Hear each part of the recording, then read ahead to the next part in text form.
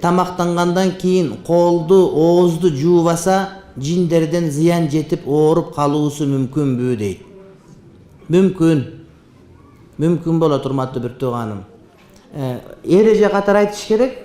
Жанагы жин тийген, жин менен аралашып кеткен дегендердин дээрлик басымдуу көпчүлүгү сүннөт амалдарга бекем болбогондон болот. Деги эле үммөттүн бактысыздыгы ошол сүннөт амалдар жакшы аткарылбагандыктан болот. Индиялык чоң алымдын китеби бар. Айтат, шакаватул умма. Үммөттүн бактысыз болуп калушу дейт. Ошол сүннөт амалдарга кайдыгер карап койгондугуна келип такалат дейт да. Ошондой эле жеке адамдын дагы. Кээде карап көрөбүз, намаз окуган, жолук салынган, үй бүлө, күйөөсү, салчу сакалы бар, жакшы да. Бирок үй бүлөдө бакыт толук болбойт. Адам бактылуу болбойт. Бакыттын даамын сезбей кыйнала бере турган болот да. Эмнеге деп карасак, булардын жашоосунда сүннөт толо эмес да.